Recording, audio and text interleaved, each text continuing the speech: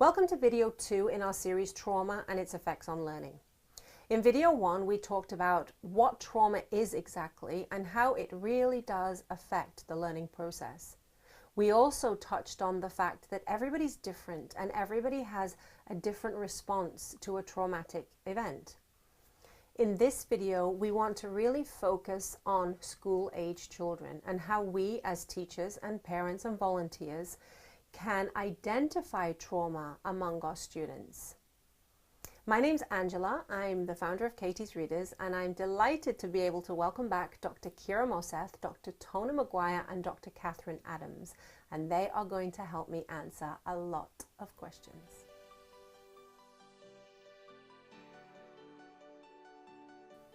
Thank you so much, guys, for joining us again to help us answer these questions specifically for teachers in a classroom environment.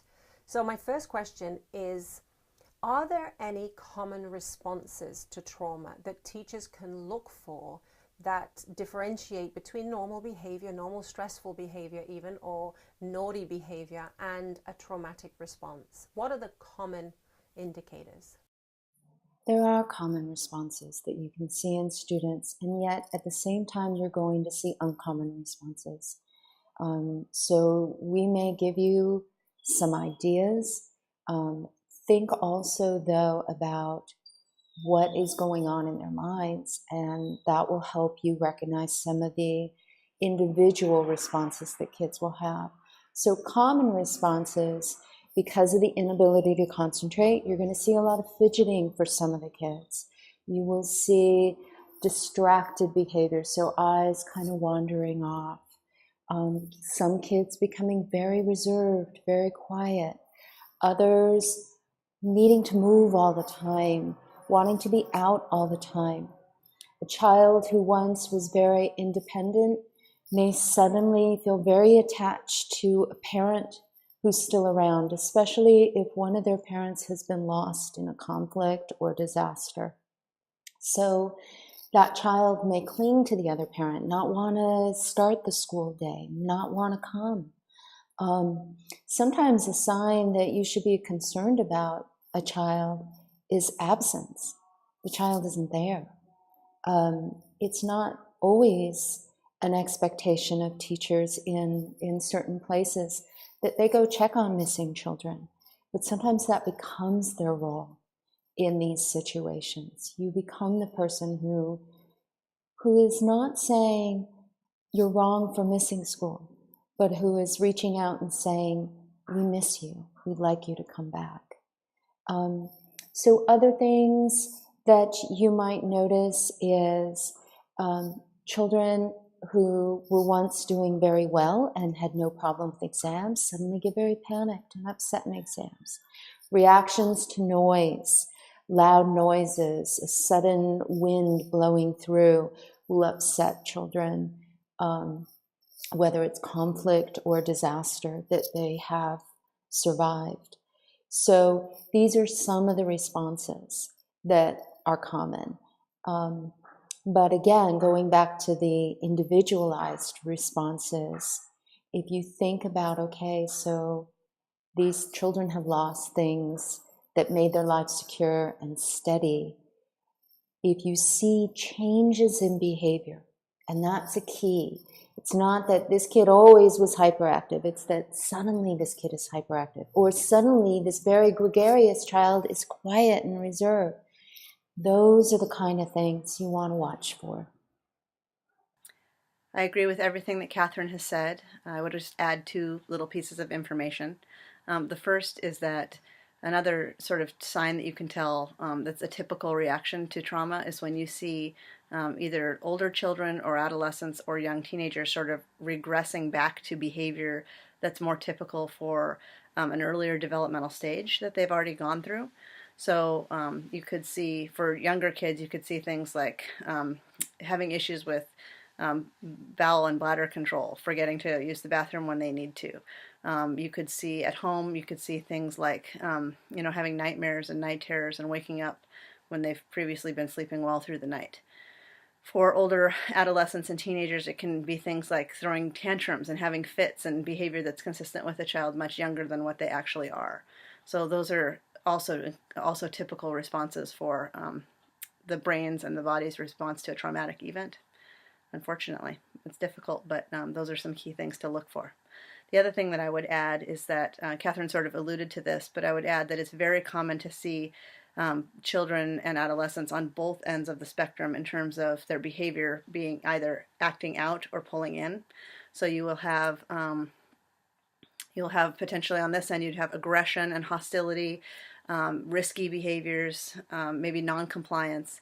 And on this other side, you would have isolation and withdrawal and sort of pulling in, not talking and shutting down. So that whole spectrum is very normal, and it's considered kind of traditional, typical signs to look for when you're observing for trauma in children and teenagers.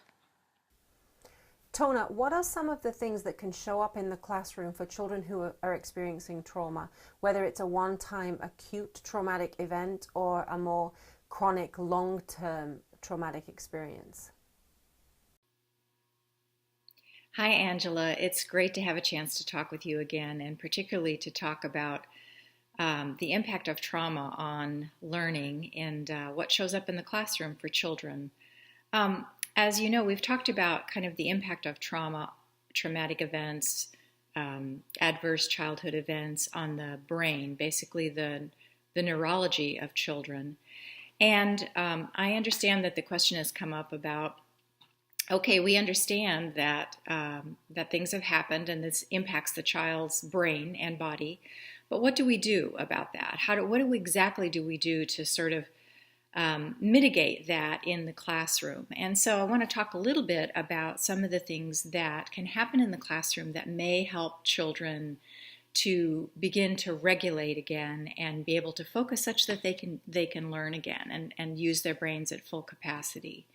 So just a quick review of some of the things that can show up in the classroom for children who have experienced trauma, whether it's acute, one time, or something kind of chronic and long-term, are that the children are unable to regulate focus and attention. And so memory, being able to hone in on a task until it's done, managing time, regulating feelings so that those feelings don't completely overwhelm a child, and they can manage them to a certain extent.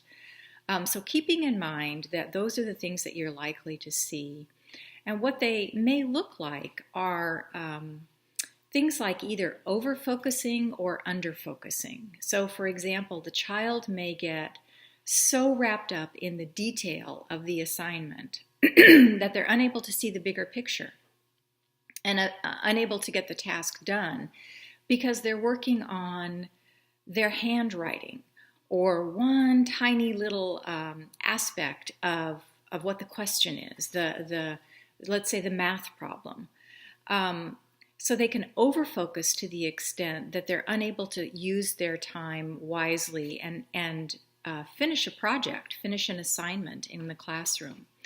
The other thing that can happen is under-focus, where they're simply not able to get started at all. And you'll see those children sitting at the desk, and all the children around them have picked up their pencils and are busily working away. And that child is either looking confused, kind of looking around, or maybe looking lost, like they don't understand what the assignment is.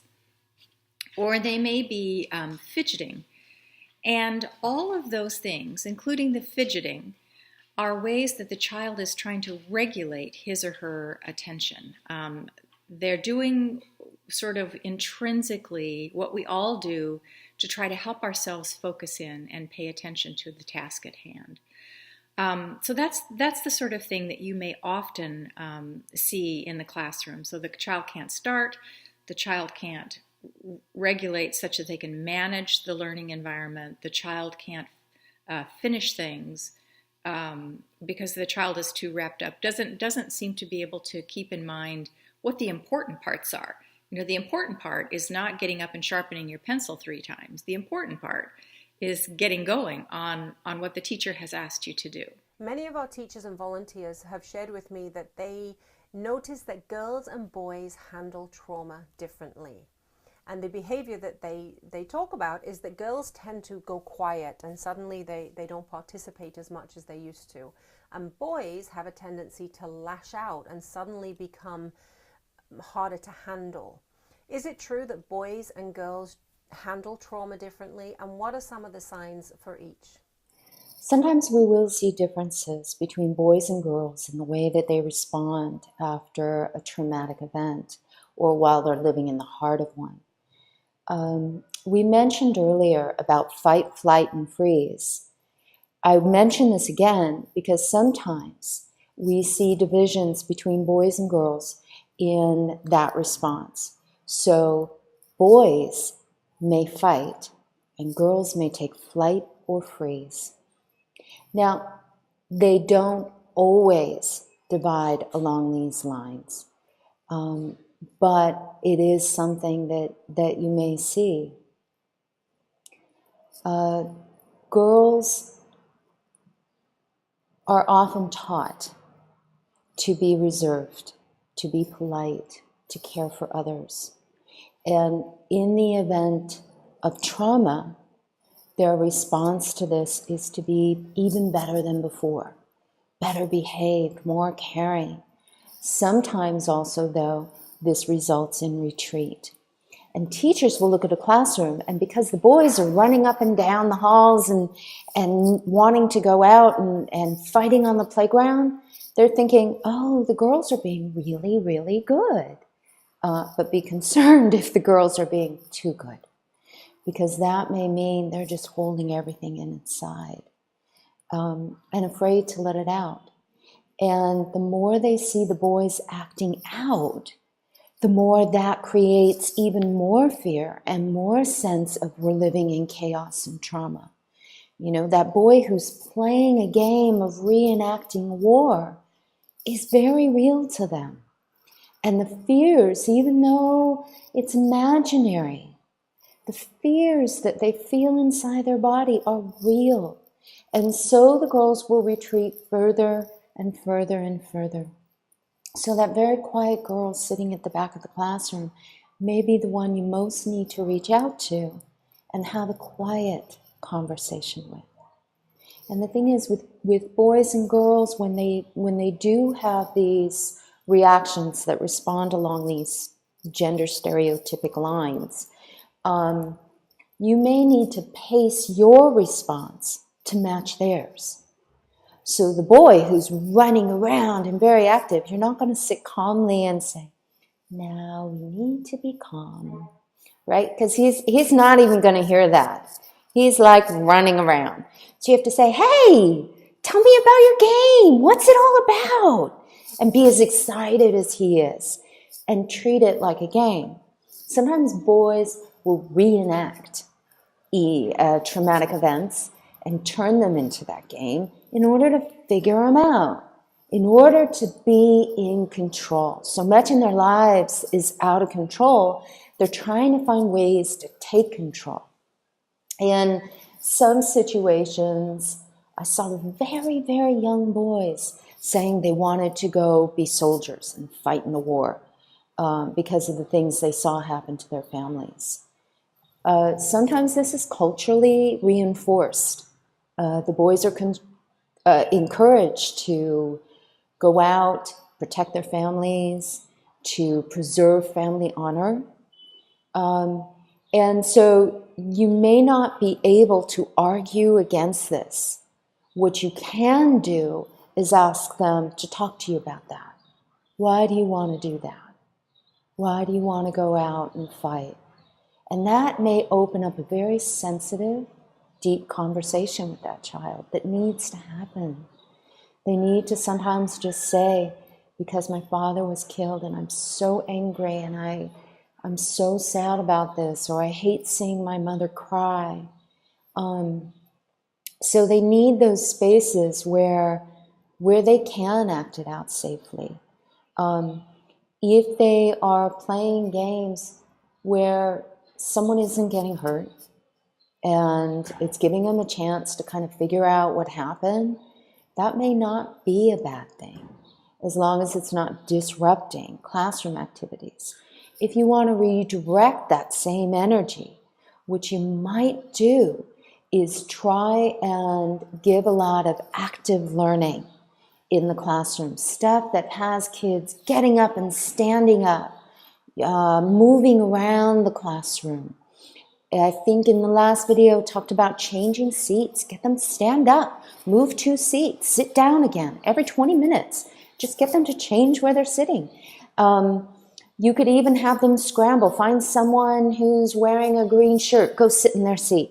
Play a little game with it. And that way you're turning what can be negative energy into positive energy. You also may be helping the girls who are quiet and reserved in breaking that shell.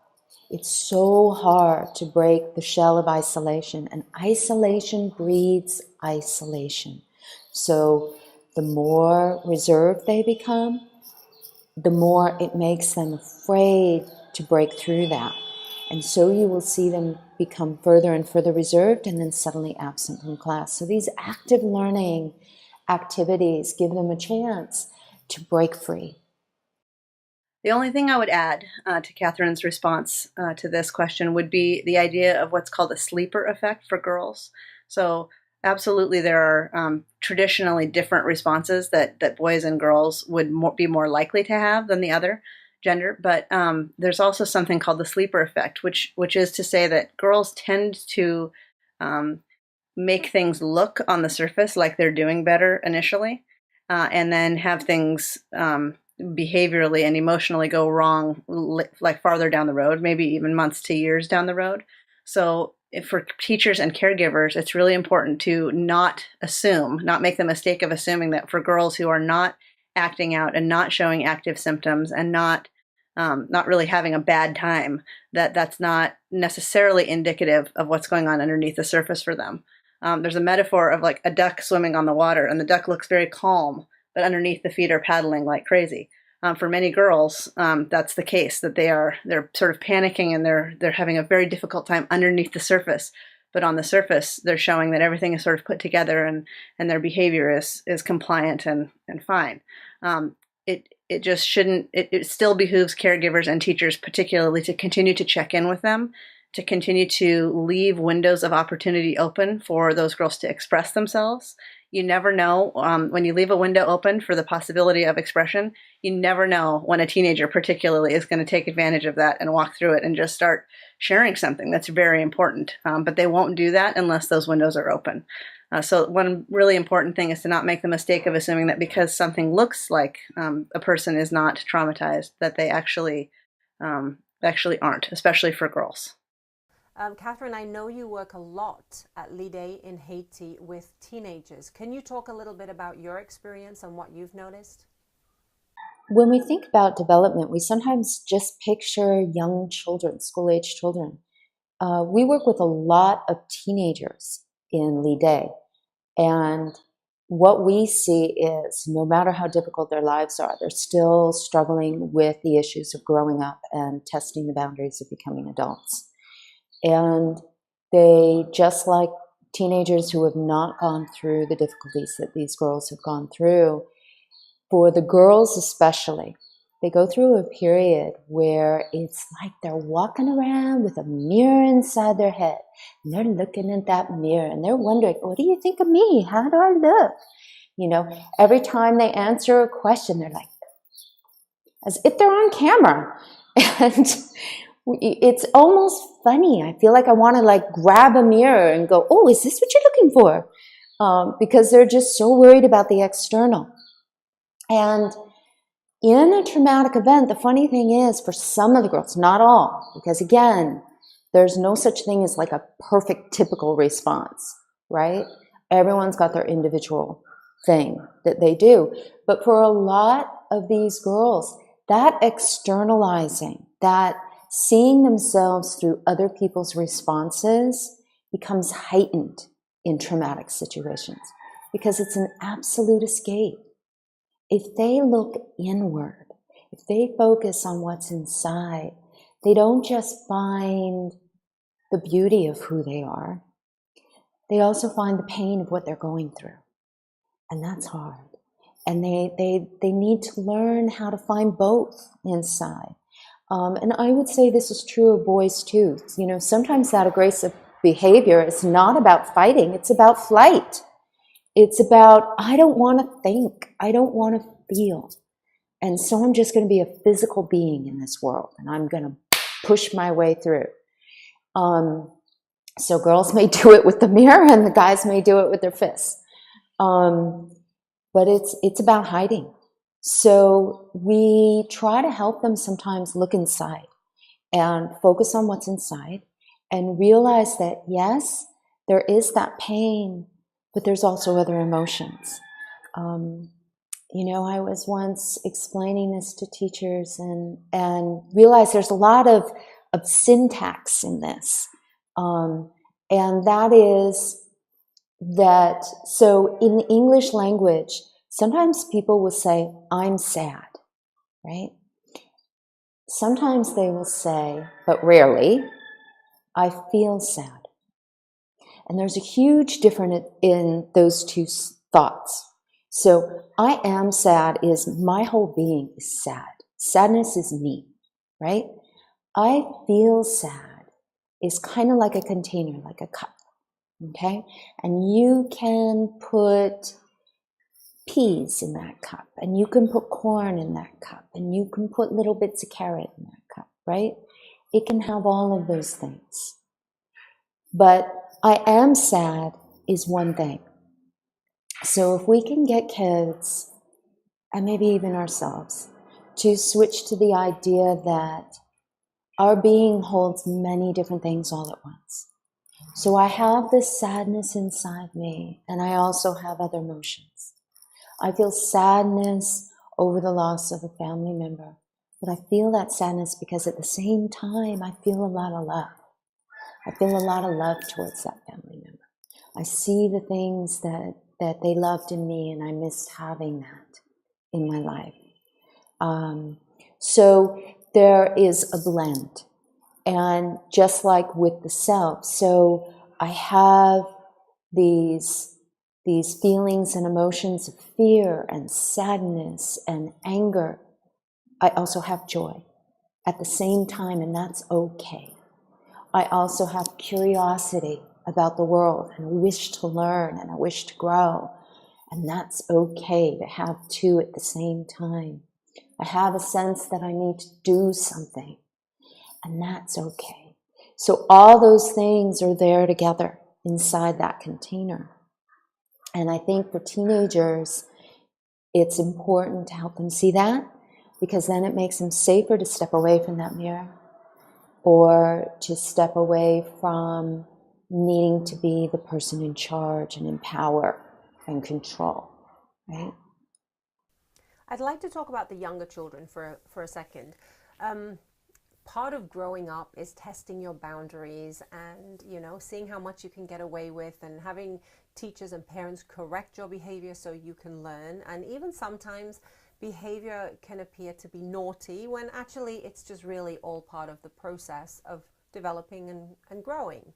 So how can we differentiate between that normal behavior, that normal testing of boundaries, and behavior that is exhibiting more of a traumatic response?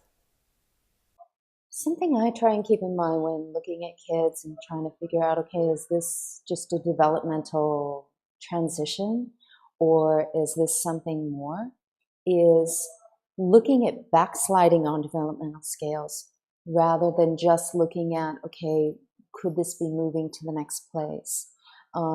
So with trauma, what tends to happen is that kids will go backwards on developmental markers because they go back down to what felt safe rather than testing something new.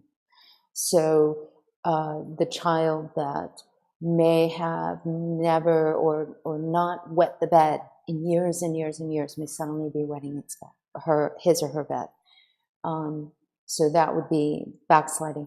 The child that had learned about sharing and was really good with sharing suddenly is very possessive, holding on to items, wanting things, grabbing things.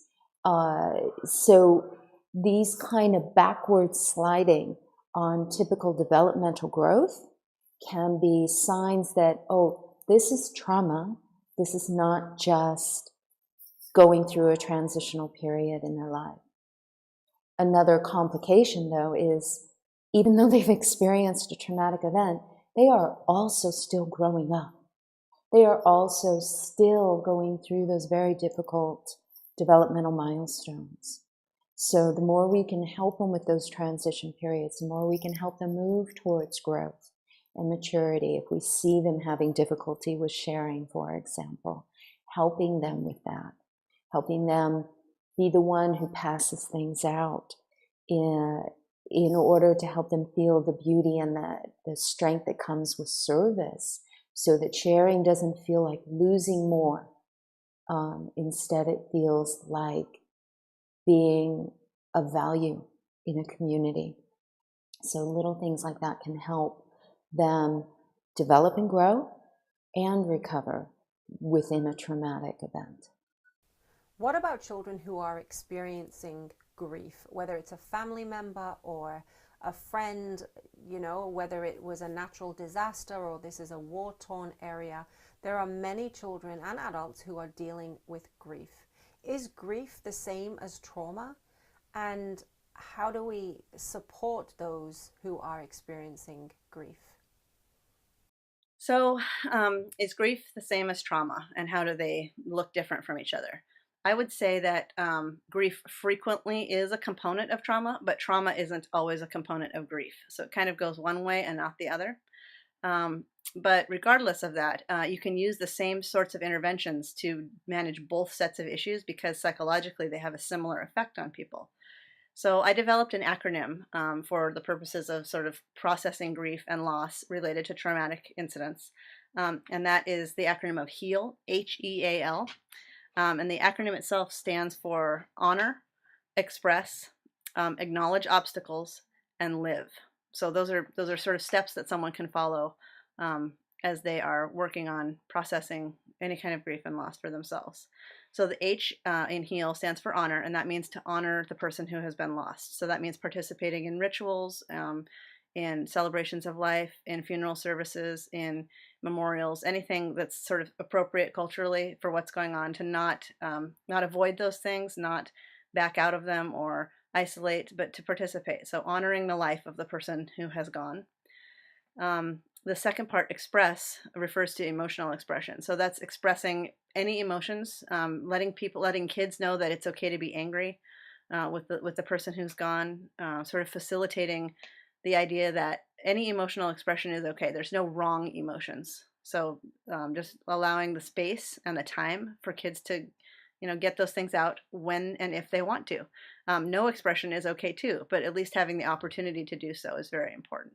So that's E for express. The A stands for acknowledging obstacles towards, things that are going to prevent the healing, basically. The most common obstacles are things like wishing that it wasn't so, avoiding thinking about the person or the loss itself, and wondering what he or she could have done differently to prevent it from happening.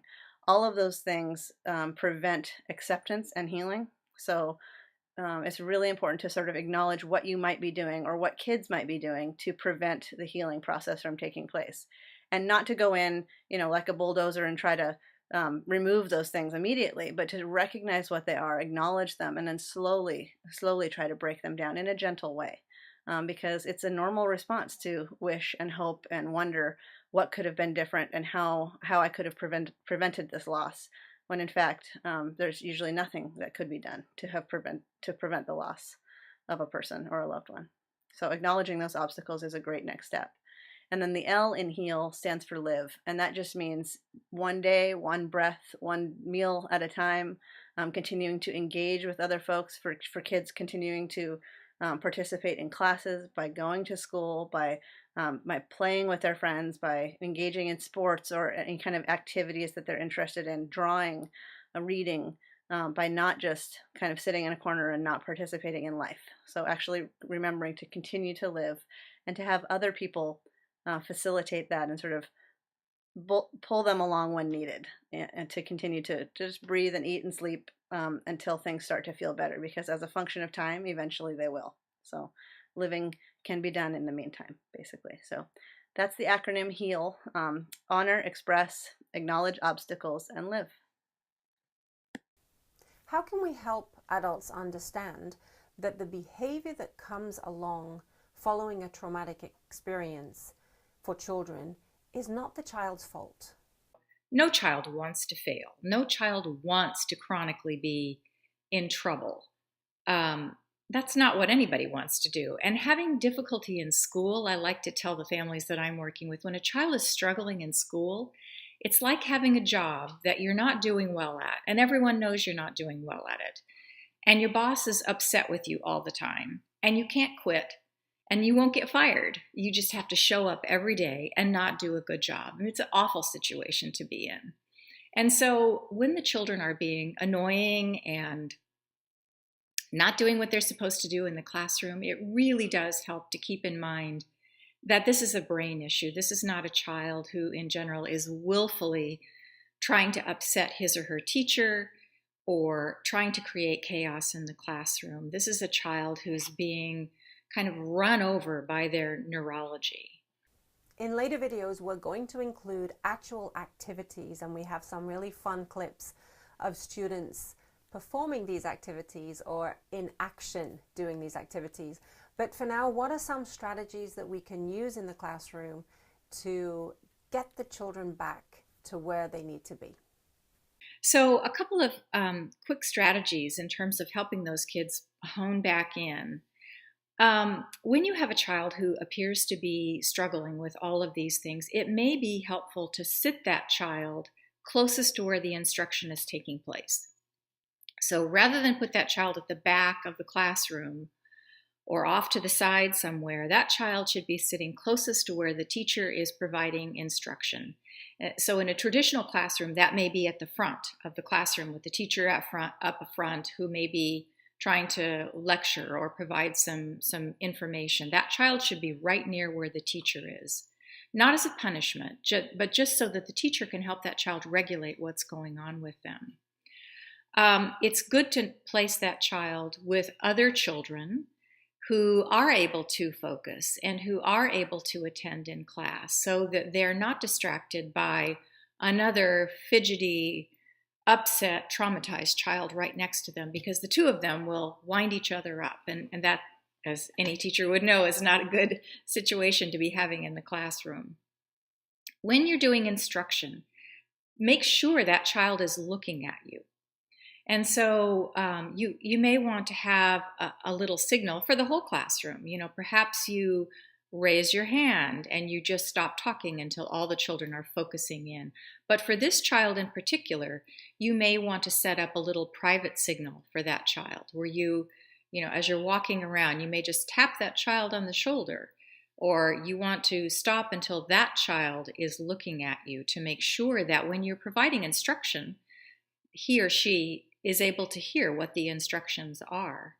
Because memory is such a difficult thing for children who've been traumatized, it's often helpful too to have something written on the desk. This is assuming the child is at an age where they're reading, that goes through the instructions in a detailed way.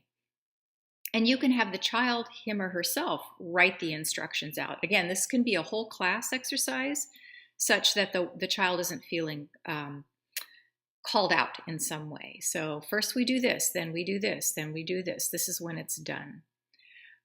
For many children who are struggling, one of the things that may help get them back on track rather than kind of spiraling into this pattern of failing all the time is to cut down on the number of repetitive assignments. That's a little bit counterintuitive, but if you're assigning the classroom 20 math problems, you may privately assign this child 10, but expect all 10 to be correct. So you increase the quality of the work, but you decrease the repetition of the work until the child is able to demonstrate that they can manage that, and then you increase the demands again. Reminding the child to slow down, particularly if they're impulsive and just wanting to get through the assignment, can be helpful. First, in terms of classroom behavior, first reward and then provide consequences. Immediately providing consequences tends to dysregulate the children, and so it's counter to what the direction is that you really want to be going. So rather than constantly stop, go sit out, stop, provide something small daily that's a reward for the goals that you want that child to meet. So if the goals are finishing all the assignments during the day, not disrupting the classroom, whatever it is, choosing one maybe small goal that they can accomplish, that will help that child regulate and also help that child learn to come back to the present moment and learn much more effectively. One of the things that sometimes happens in a classroom is that loss of playtime or recess time is used as a method of disciplining the children who are particularly kind of out of bounds and really struggling with things. You were not at your best in the classroom today, and therefore you can't go to recess. And what the biology tells us is that's exactly the opposite of what this child needs. So what we look for the children are ways to upregulate. So to bring them back to their bodies, help them focus and attend, reset all of that churning that's going on internally to them. So recess is critical to learning in all children, but particularly in children who have experienced trauma. They need to get out and move their bodies, most definitely. So whatever disciplinary consequences are leveled on a child who has misbehaved in some way, that should not include loss of the opportunity to move, because that's just going to create more trouble for the classroom teacher. You can do that within the learning environment. So for example, if you see a child who is fidgeting or checked out a little bit or having trouble, have that child be the person who gets up and distributes all the papers around the classroom, or takes the attendance note to the office, or does some other activity that gets him or her up and allows them to walk around the room just a little bit. And that may help them to sit down and then be able to engage their brain in the actual learning process. It's also helpful to provide the child with objective feedback about how they're doing. All children want to know, so how am I doing? Am I succeeding? Am I doing better than I did yesterday when my teacher was very frustrated with me? And so one of the things that you want to watch for is to catch him when he's doing well or she is doing well. So when he is on task, that's when you want to quietly walk around the room, put a hand on his shoulder and say, good job. Thanks for really working hard on this. That will pay off in the long run. If you can do whole classroom activities that help children to upregulate, that's also good too. And it should be something that allows them to breathe more deeply and gets their body to move on both sides. So standing up and stretching really big, and then bending really low, breathing really deeply, even doing jumping jacks, 2 or 3, then sitting down, then a deep breath.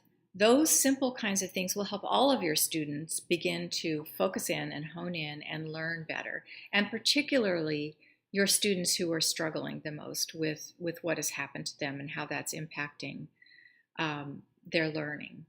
The other things to consider are not adding additional sort of smaller but impactful trauma on top of what the child has already been through. So rewarding progress, even if it's minimal, so that the child doesn't feel hopeless. Encouraging performance in the child's area of strength. So if they're a great reader, being able to highlight that for them. Not asking a child to perform tasks which are difficult for them in front of the whole class. Humiliation is never a good teaching strategy.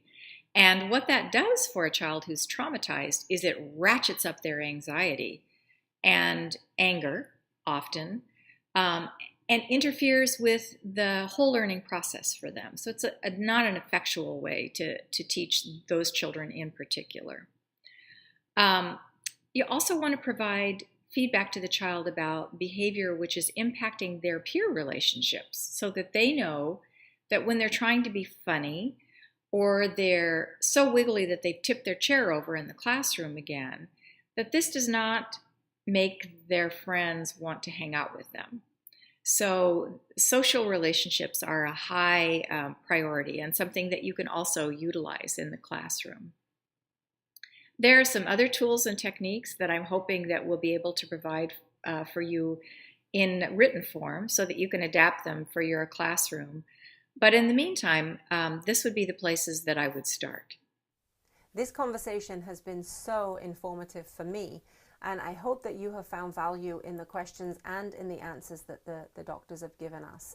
And I really hope that this is something that you can take into your classroom and make a difference for yourself and for your students. In the next video, we'll talk about you. We'll talk about self-care and how important it is for you to take care of yourself and your colleagues so that you are better able to take care of your students. And in future videos, as I mentioned, we'll have lots of fun activities that you can take into your classrooms. So please send us all and any questions, and we really look forward to connecting with you. Thank you again to Dr. Kira Moseth, Dr. Tona Maguire, and Dr. Catherine Adams for all their invaluable information. My name's Angela, and I'm the founder of Katie's Readers, and I look forward to seeing you in the next video.